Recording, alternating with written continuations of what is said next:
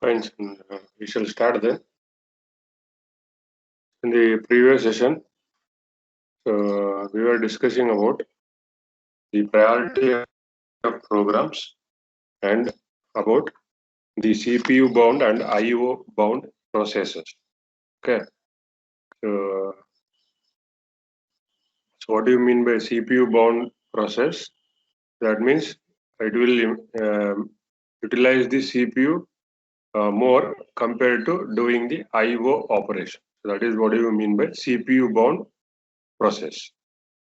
Okay, so CPU bound process, which ensures some of the and IO bound process, it will do the IO operation more compared to utilization of CPU. Okay, so why this concept came? Because so if in the memory only CPU bound processes were there, so then they will only utilize CPU more and the IO operation would be less. So if the IO operation would be less, then the DMA controller, direct memory access controller, so it would be kept idle. So as I told, if a resource is kept idle, then it is not efficient use of that resource. Okay. So only CPU will be used and this will be kept idle. If more CPU bound processes or programs are there in the, you can say, memory. Since we are talking about multi-programming system, so more than one program will be there in the memory. Okay.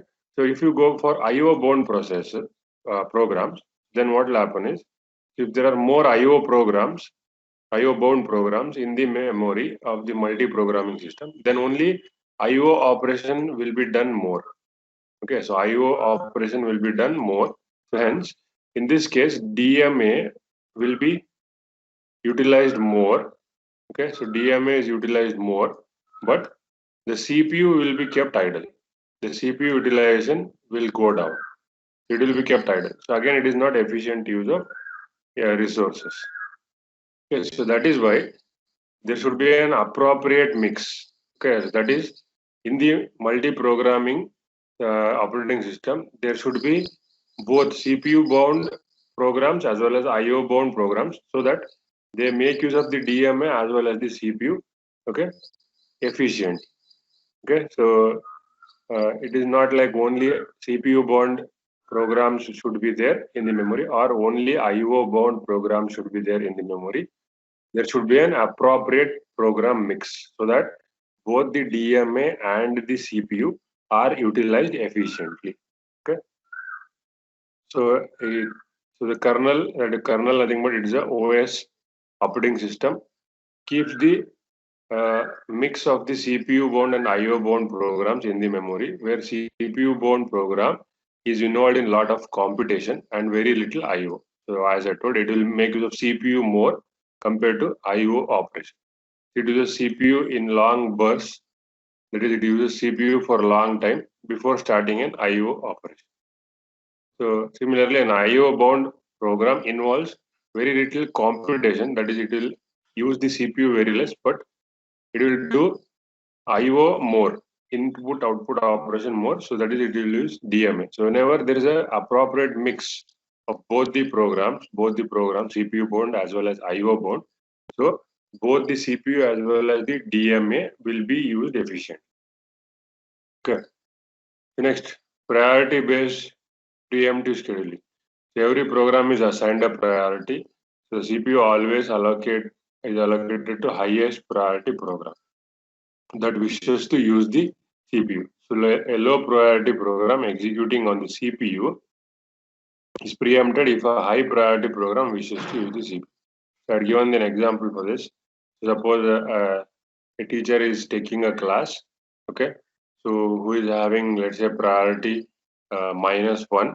So suppose the HOD of the department wants to address the class, so hence the teacher will be preempted, so he will be preempted.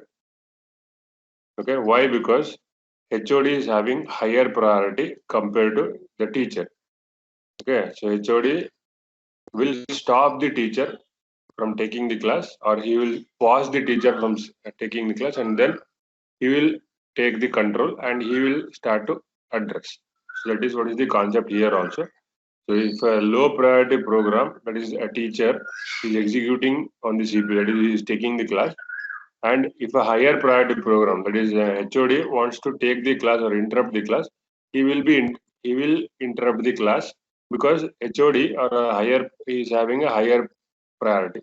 Hence, immediately the CPU which was allocated, so in this case the class which was allocated to the teacher will be allocated to the HOD. Okay, because HOD is having the higher priority. So that is what is priority based preemptive scheduling. So preemptive means, so I have told this many times, it is forceful deallocation of a resource. Okay, forcefully you deallocate a resource that was previously allocated to a program or a process. Okay, so the kernel assigns numeric priorities to programs, so numeric values, so like 1, 2, 3, 4, like that. So we assume that priorities are positive. So in this case, so here the priorities are assumed to be only positive integers. But if you remember or if you recall, in ARM Cortex M3, so there are negative priorities also. So if you remember, -3 is having the highest priority, which is the reset. Okay, so -3 is having the highest priority. Okay, so and here it is assumed that it is only positive values, positive integers. So a large value implies high priority. So that means large value means, let's say there are two priorities, one is 10 and one is 12. Okay, so which is having higher priority? Now 12 is having higher priority. So that is what is the assumption done here. A large value implies high priority. 12 is having more priority than 10. Okay, similar to the number system. So 12 is greater than 10, like that. So when many programs need the CPU at the same time, yeah, so this is the case. So the kernel gives the CPU to the program with highest priority. Okay, so let's say we'll assume that there is a class 60A, fine. So 60A, so 9 to 10, there is a class. So this 9 to 10 class, let's say the teacher wants to engage this class. At the same time, the HOD also wants to engage the class. And at the same time, the principal also wants to engage the 60A class from 9 to 10. So now, in this case, the class is the CPU. Okay, so class is the CPU or the resource.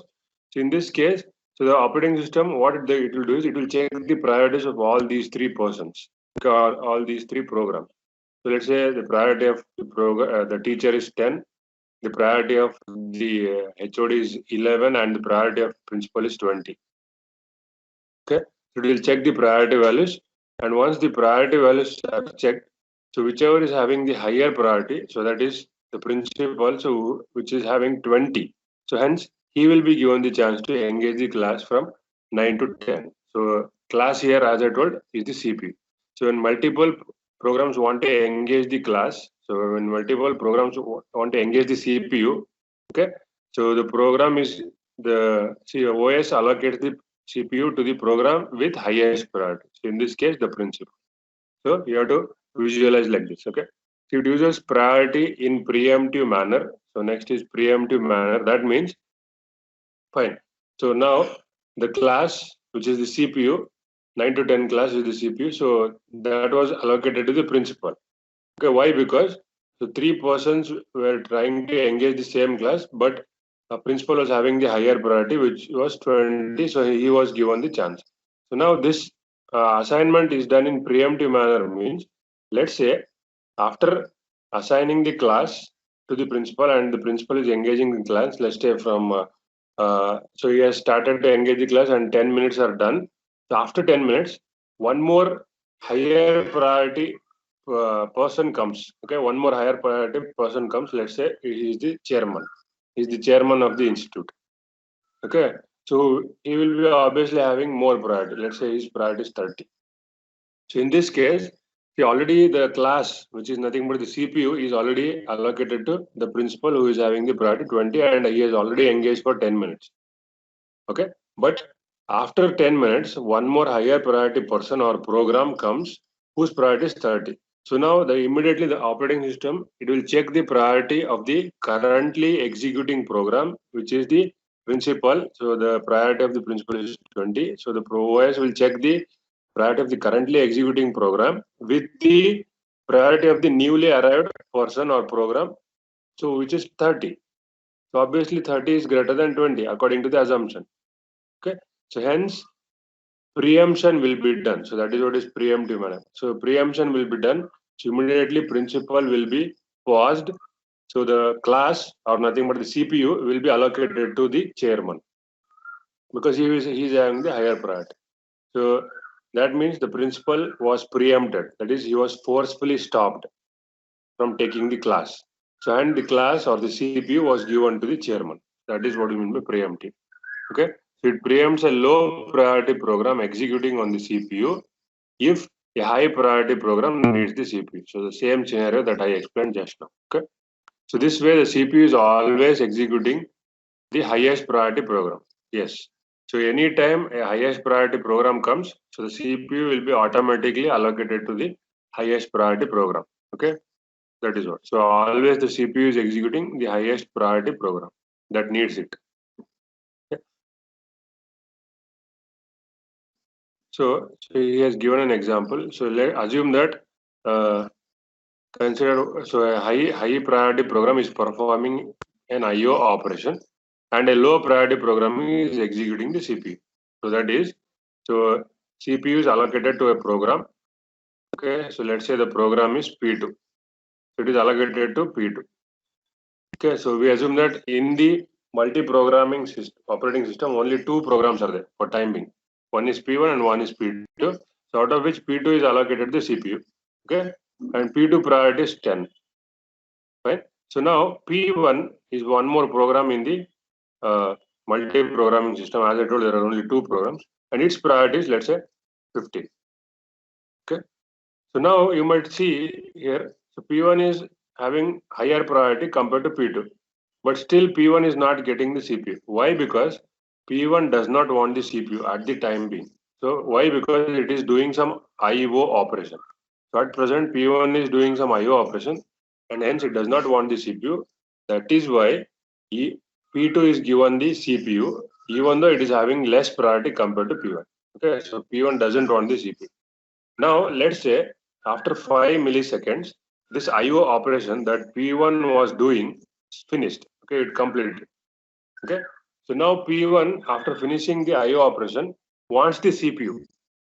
Okay, so then what P1 will do? It will request for the CPU. So as soon as the request is sent, okay, the OS will compare the priorities of the currently executing program with the newly arrived program, which was P1. So P1 has requested for CPU. It will immediately check the priorities. So P1 is having the highest priority. So immediately CPU will be deallocated from P2 and it will be allocated to P1 because it is having the higher priority. So that is what is happening here also. Okay. So so a high priority program is doing IO operation and a low priority program is doing a CPU operation, which is P2. Okay. And the IO operation of high priority program completes. That is the IO operation of P1 completes. So the kernel will immediately switch the CPU to the high priority program, that is P1. So it will deallocate it from P2 and it will allocate it to P1. So assignment of programs is a crucial decision that can influence system throughput. Okay, so multi-programming system uses the following priority assignment rule. So what is this priority assignment? So how the priorities are assigned? So an IO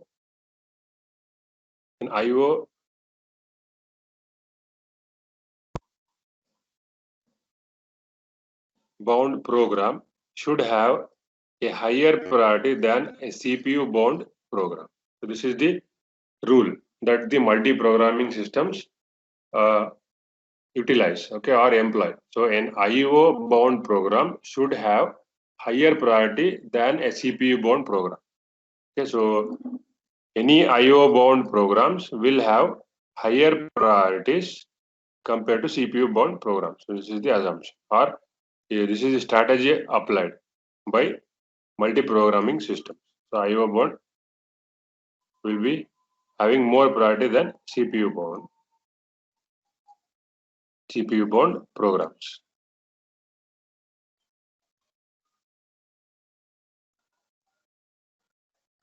So CPU bound programs will have less priority. So now the question is why? So you have to search the answer for this. Okay. So I'll give time for this. Fine. So this will be one of the you can say the assignment questions for this week for you people. Okay. So why the IO bound programs should have higher priority compared to CPU bound programs? Okay. Think of it, Google it. So read some books and find out. Okay. So this will be one of the assignment questions. Okay. Yeah. So next we will talk about an example. So wherein so you can see there are two programs. So one is program IOB and one more is the program CB. See, the naming is very simple. The program IOB means it is a IO bound program. Okay, and program CB means it is a CPU bound program. That means program IO bound is nothing but it will do more IO operation compared to CPU utilization.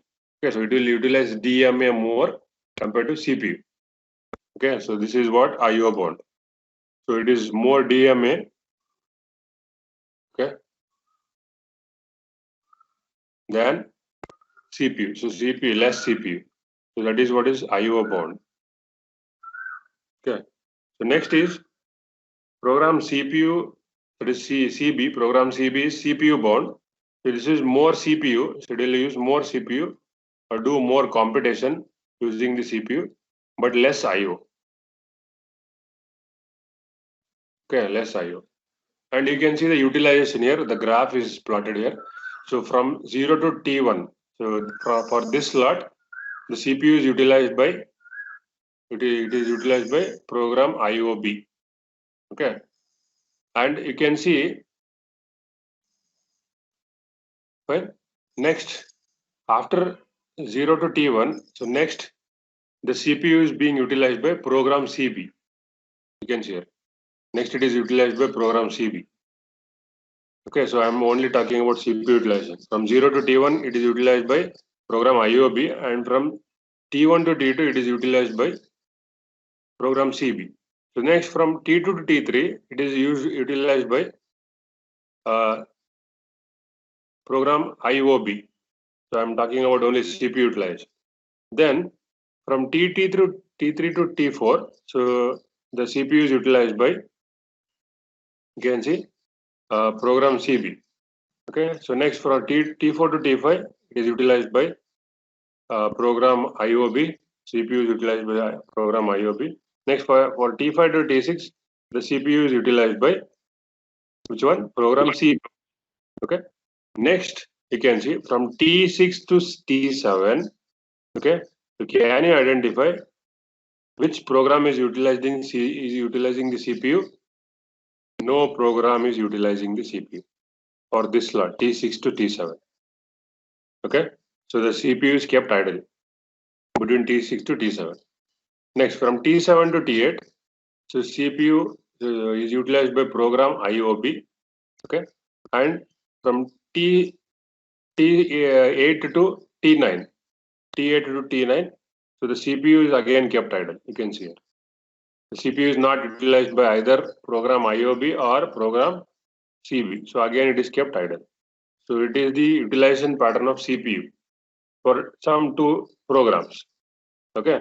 So accordingly, you can see cumulative CPU activity, whether the CPU is free or utilized or occupied. Okay. So we shall see that. So for 0 to T1, whether CPU is utilized, yes, it is utilized by program IOB. So you can see it is marked using the lines.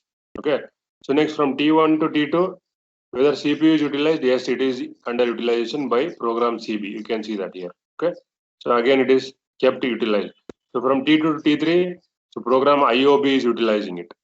IOB. Okay. So hence it is kept busy. CPU is busy.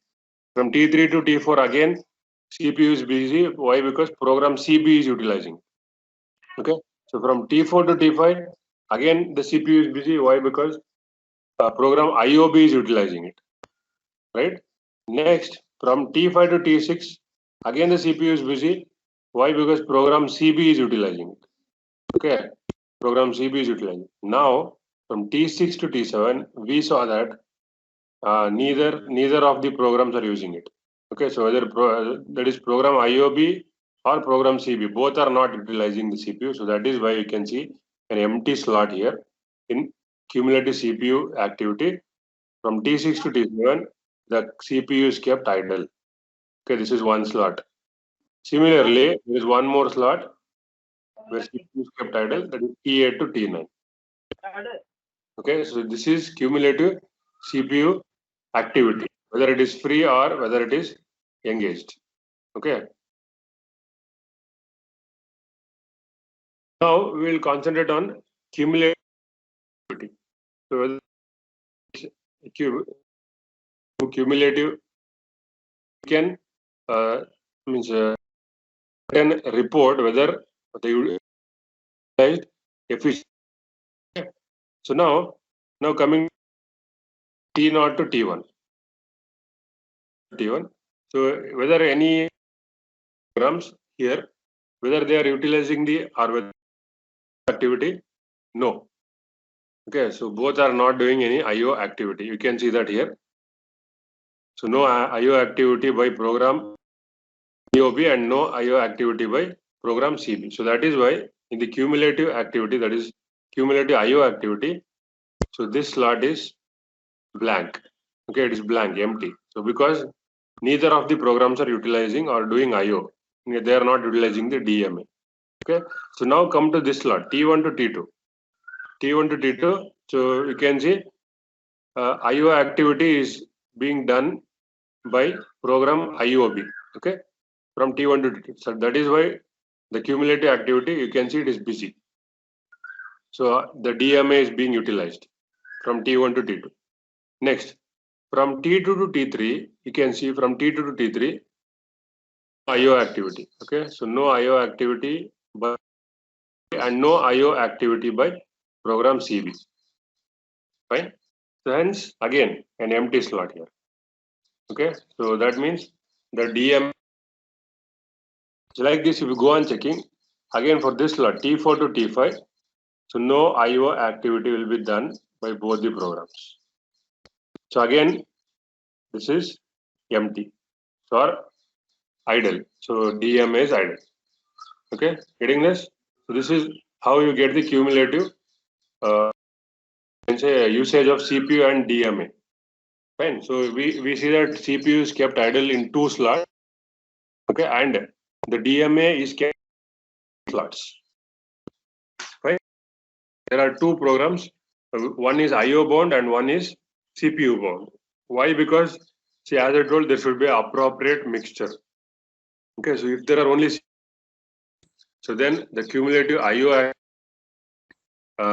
very low. The IO activity will be very low. That is, DMA will be kept idle for more time. Okay, maximum idle. If there is bound programs, IO bound programs, what will happen is that is CPU activity will be less, kept idle for more time. Okay, that is why there should be appropriate. So that is why. So if there is a one CPU, one IO bound program. Okay, so you can see that by the utilization. So if it is a IO bound program, you can see its utilization. So it is utilizing more IO or it is doing more IO activity. You can see here. So from T1 to T2, then from T3 to T4, from T5 to T7, next from T8 to and onwards. So you can see the burst of IO utilization. Okay. So the time duration of IO operation, okay, is more compared to the time duration of CPU utilized. That is why it is known as IO bound program. But it is reverse in case of CPU bound. You can see the CPU utilization time is more, okay, utilizing more CPU compared to the IO. Okay, so then before doing one IO operation is a CPU operation. That is why it is CPU. Okay, so cumulative CPU and the cumulative taking this. So we came to know that of CPU that and there are 3 slots of that is DMA idle. Okay, so now maximum efficiency to fill these slots. Okay, we have to fill these. So how will you fill these? There are two options. Improve this cumulative CPU activity. You can add one bound program. You can add a one CPU bound program. Okay, so let's say that program is program P3. Okay, so by adding one CPU bound program, extra what will happen is, so this slot that is not utilized, that can be utilized by this CPU bound program. Why? Because since it is a CPU bound program, so there is a maximum.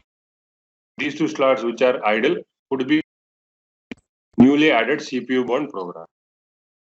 And to increase cumulative IO activity, so there are three slots which are empty.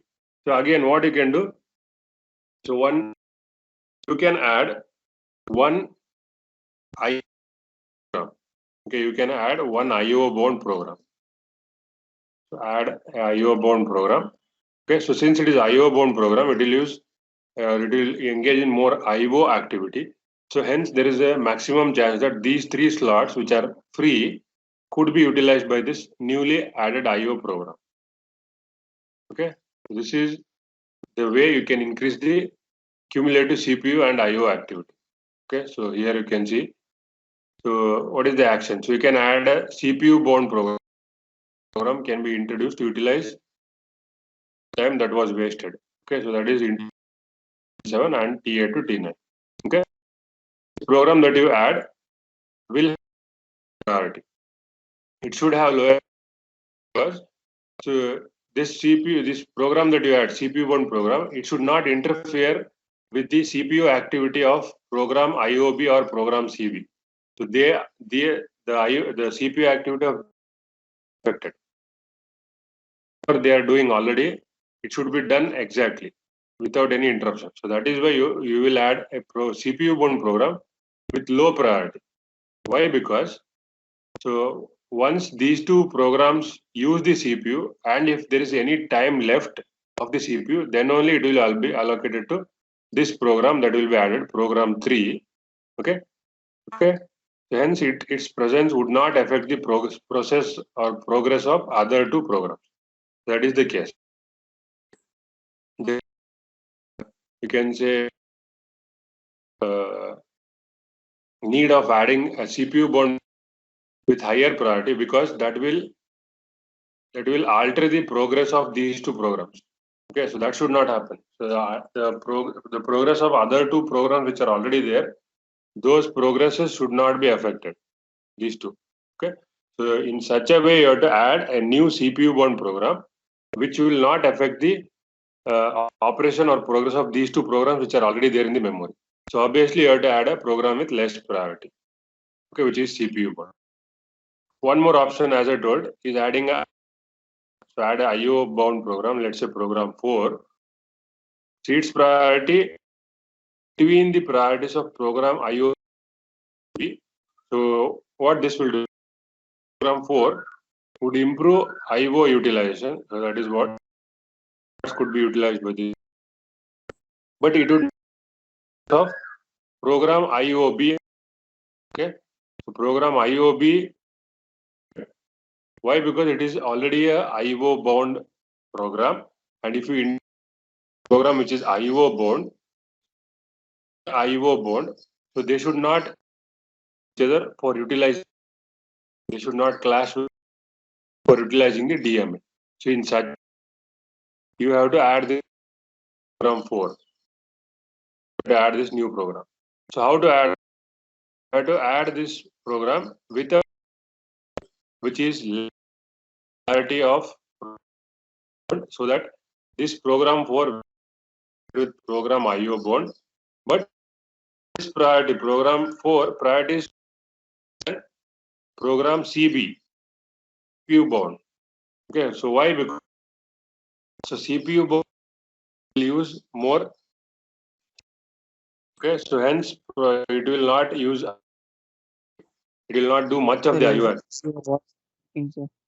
Yes. Your voice is breaking, sir. What about now? Yes, sir. Okay. You have to add this program whose priority is more than program CB. Why? Because program CB is a CPU bound activity, and we already saw the rule that IO bound programs should have more priority compared to CPU bound programs. Okay, so that is what program 4 will have. So it will have a priority value in between the priority of program IO CB. Then only these empty slots can be utilized. Newly added IO bound. Okay, so these can say solutions to get more efficient of both DMA and CP. Okay, table describes actions that need to be taken. Just explained is there here. Okay.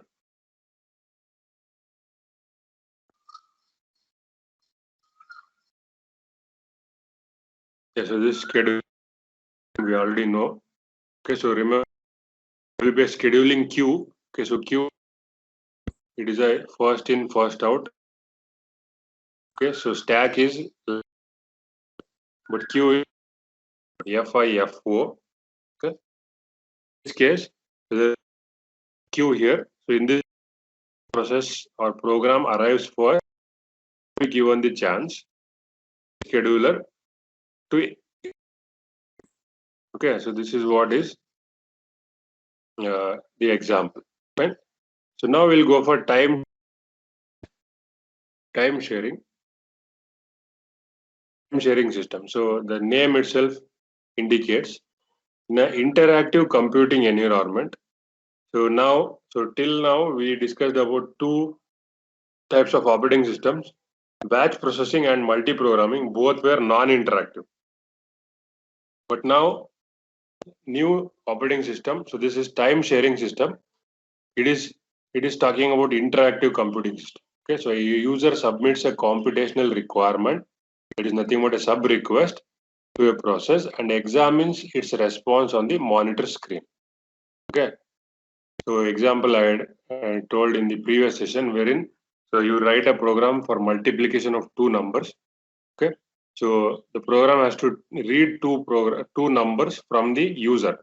So as soon as you start executing the program, so it will ask you for the first number. Enter the first number for multiplication. So as soon as the user enters the first number and presses enter, okay, so that is the sub request the user has done. That is, he has submitted one number. Okay. Next, what time sharing systems. So a time sharing OS is designed to provide quick response to sub requests. So remember, it is an interactive operating system. Okay. So now from non-interactive, which we are switching to interactive, wherein the user interacts with the system, wherein the user submits some sub request. Okay, and the user expects the result for that sub request. Okay, so the time sharing system is a OS designed to provide quick responses to sub requests made by the user. Okay, so it achieves this goal by sharing the CPU time among processes in such a way that each process to which the sub request has been made would get a turn on the CPU without much delay. So this is how the CPU is shared. Okay, so as the name itself indicates, it is time sharing. That is, so it will allocate, let's say, equal amounts of time for each process, for each program that is available in the memory.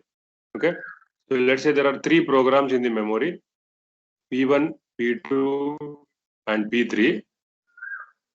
So then, what this time sharing OS will do is it will allocate it with three time slots. So that is, it will fix a time slot.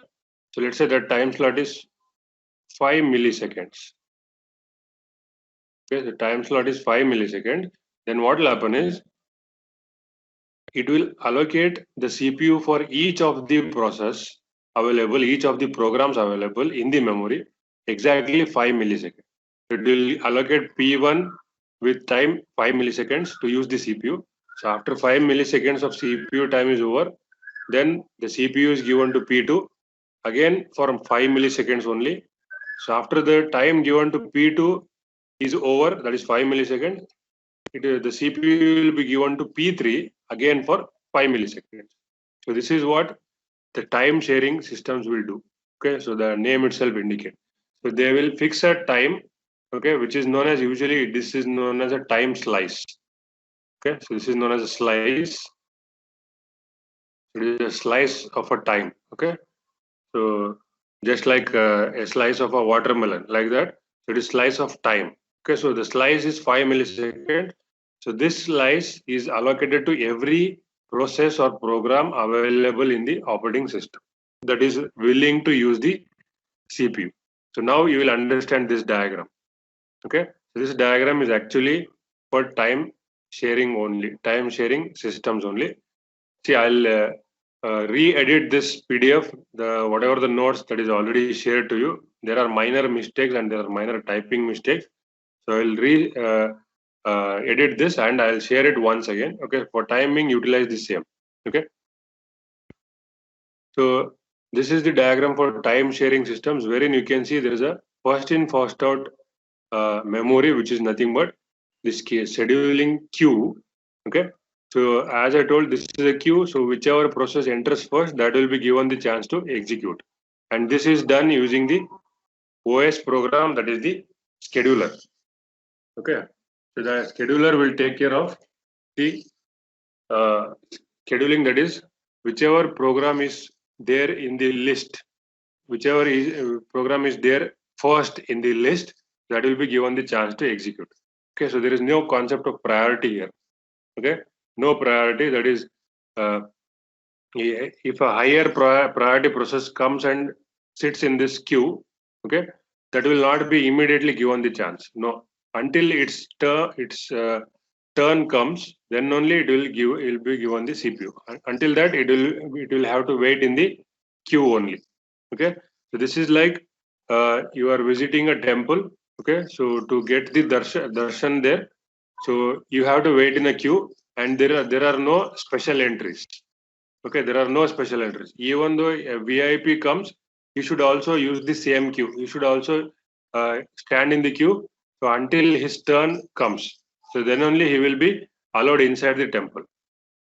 Okay, so there is no special darshan tickets. Okay, so so that you can purchase them for 1,000 and 2,000 rupees and directly enter the temple. No, no such concepts here.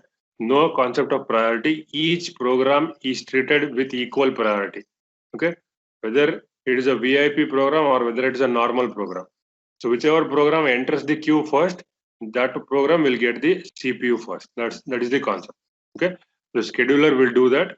It is a OS subroutine. Okay, so it is a OS subroutine, or you can say OS algorithm written in such a way that whichever process or program is there in the queue, whichever it is standing first in the queue, so that will get the chance first to utilize the CPU.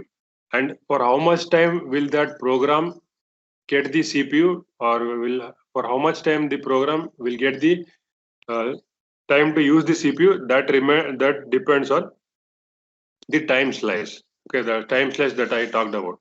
So this time slice can be 1 milliseconds or 5 milliseconds. So it depends on the application and the operating system. So it can be even in terms of nanoseconds, 1 millisecond, 5 milliseconds, 10 milliseconds, whatever, decided by the application or the operating system. Okay, so once this time slice is over, so whatever the program or process that is utilizing the CPU, okay, if it has not completed, okay, if it still wants the CPU, but the time slice is over, so then that program will be moved back to the this scheduling queue. So it will come and stand at the bottom. Okay, it will come and stand at the bottom of the queue. Right? Why? Because it still wants the CPU time, but its time slice is over for time being. So hence it has not yet completed. So it will be moved back to this scheduling queue. okay, at the bottom of the queue. But if the process or program that is utilizing the CPU, if it completes, okay, if it completes or if it starts an IO operation before this time slice is over, let's say you have allocated a particular program, let's say P1. Okay, so P1 is utilizing the CPU and the time slice you allocated is 5 milliseconds. So this program P1, okay, before this 5 milliseconds of time elapses, okay, before 5 milliseconds gets over, it completes. Let's say P1 completes, because let's say P1 requires only 3 milliseconds. Okay, P1 requires only 3 milliseconds. So it will complete the CPU operation before 5 milliseconds. That is before the time slice is over. So in that case, so that means sub request is completed. Since if sub request is completed, then that program is labeled as completed or finished. So that program is labeled as completed or finished, and it will be moved out of the queue. Okay, but let's say for the same example, if this same P1 program P1, it requires 6 milliseconds of time of utilization of CPU, but the time slice given is 5 milliseconds.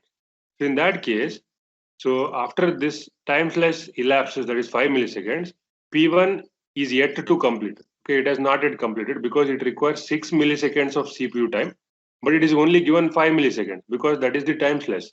That is the rule in time sharing. So in that case, what will happen? Since P1 has not yet completed, it still wants the CPU, but its time slice is over for time being. So it will be moved back to the bottom of the queue here. Okay, it will be moved back to the bottom of the queue.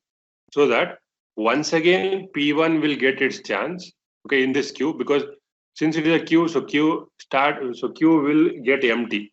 Okay, so after the next process will get the CPU, so next process will get the CPU, next process will get the CPU. So at any given point of time, so at some time the queue should get empty. So as and when it will get empty, this P1 which was moved at the bottom, it will come to the top. Okay, it will obviously come to the top, and again it will get its chance to use the CPU. So whenever it gets the next time it will get the chance, then it will complete its operation. Okay, so depends. If the program completes, it will be moved out. If the program still wants the CPU despite of the time slice is over, so it will be moved back to the queue so that it will get its chance once again later. So this is the concept of time sharing. So this diagram is for time sharing operating systems only. Okay. Yeah. So I'll come to this. So what do you mean by time slice? Okay. So as I told, it's just like slice of a taking a slice of a watermelon. Right. So what do you mean by that? So here it is a slice of time. So it is nothing but largest amount of CPU time. Okay. So it is the largest amount of CPU time any time shared process or program can consume. Okay, when scheduled to execute on the CPU. Okay, so this is the definition. Very simple definition. So it is the maximum CPU time that will be given to a program or a process whenever it is scheduled to execute on the CPU. That's all. Okay. So if this time slice elapses, so what will happen? So if you go back to this diagram, if the time slice elapses, which is 5 milliseconds for this example, then the program which is utilizing the CPU or the process which is utilizing CPU will be forcefully removed from the CPU. Okay, it will be forcefully deallocated from the CPU and it will be moved back to the bottom of the queue. So that is what will happen.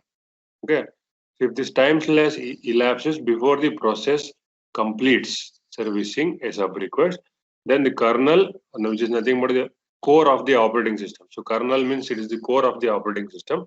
It will preempt the process. So preempt means it will forcefully pause the process.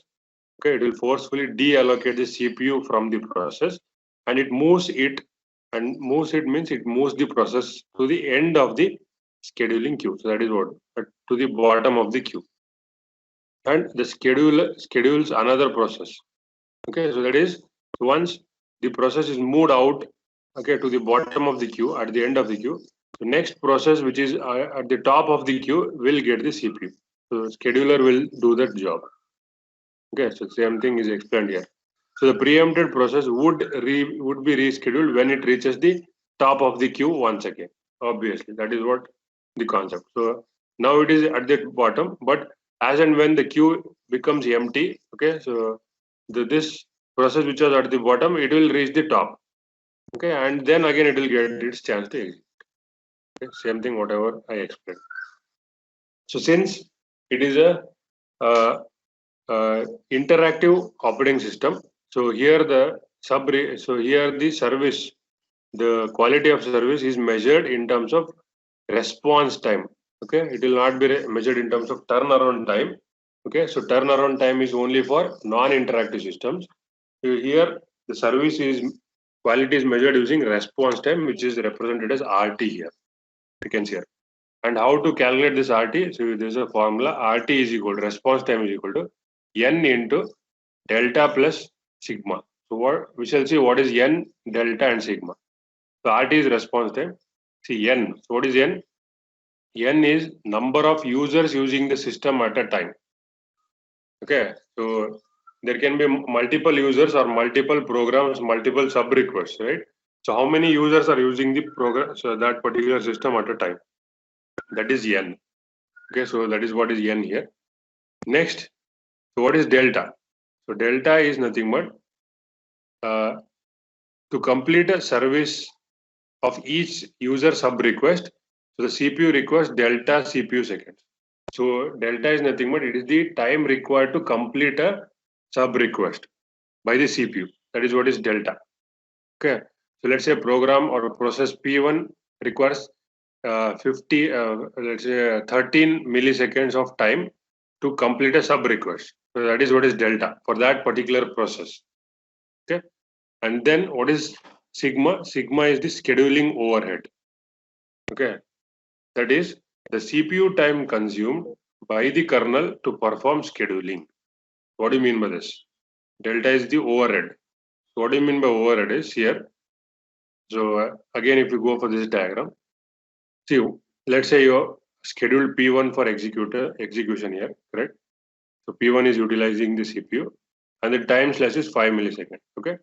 So P1 wants 6 milliseconds to complete. Fine. So obviously it will not complete its operation for one go. For one sitting, you can say for one sitting, it will not complete its operation.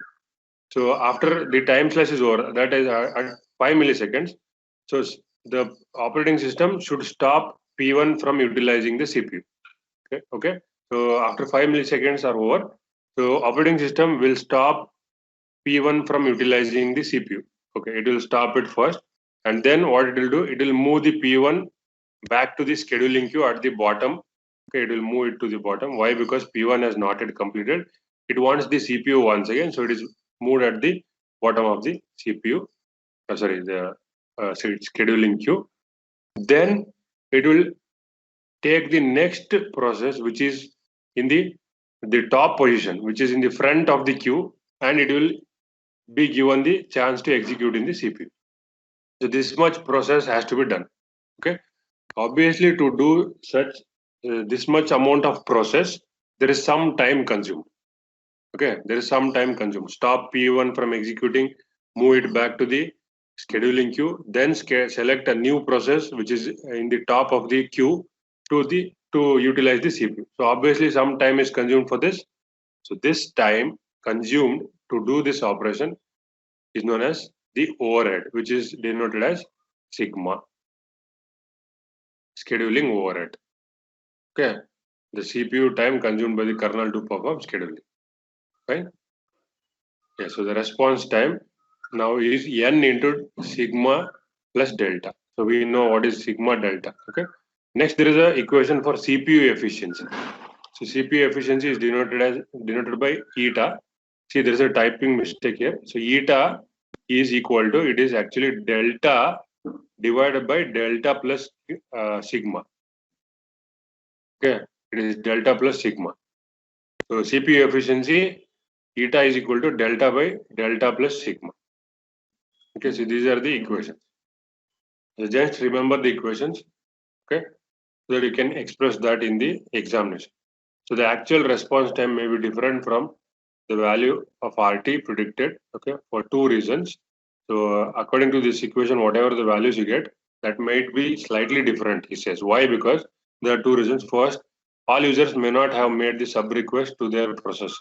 Okay, that is, even though there are 10 users, out of 10 users, who, let's say only 2 users have made the sub request. So that means remaining 8 users have not made any sub request. Then instead of putting 10 here, because n is the number of users, so we should have used only 2. Okay, but in general we use 10. So that is why the response time may come down in such case. Okay, so hence RT would not be influenced by n, the total number of users in the system. So this might be the first reason. So it would be actually influenced by the number of active users. As I told, if there are 10 users, out of 10 only 2 users have made the sub request, then the active users are only 2. So remaining 8 are inactive. So in such case, the response time will be actually less than whatever we get from this equation. Okay, that is the first reason why the response time may be different. Second is, user sub requests do not require exactly delta CPU seconds to produce a response. Hence, the relationship between RT, eta, and delta is more complex. Okay, so this might be another reason. The next is swapping of programs. Okay, swapping of programs. So what is this swapping of programs? So to understand this swapping of programs, we should first understand this example. Okay, so operation of processes in a time sharing system. So before swapping, we shall understand this. So we are assuming that there are two processes, P1 and P2. Okay, see what these P1 and P2 will do is, see what they will do is, each process has a cycle. Okay, so process P1 and P2, each of these have a cycle. What is that cycle? First, it will use CPU. Okay, it is first thing P1 or P2 will do is, they will use some amount of CPU. Okay, they will do some amount of CPU activity.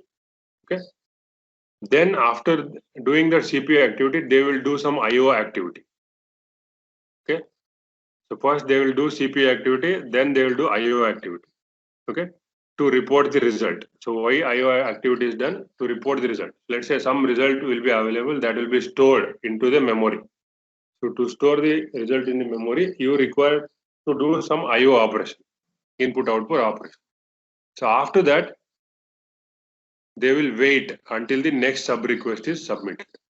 Okay, so because it is a interactive system, so there should be sub request made, then only the processes will do that sub request. Okay, remember that. So remember what is the cycle of each process here, P1 or P2. Okay, so in general P. So what it will do, first it will utilize some CPU, so for doing some computation. Okay, so once it utilizes some CPU, okay, it will do some computation, then the results are available. Once the results are available, it has to report the results. So where it will report the result? Let's say in the memory. So to report the result, it will do an IO operation. Okay, so after CPU, it is doing IO operation. After IO operation, okay, it will wait. It will wait. Why? Because it will wait for the user to submit one more sub request. Then only it can again do CPU operation, again do IO operation, and again wait. This is the cycle. Okay, for both process P1 and P2.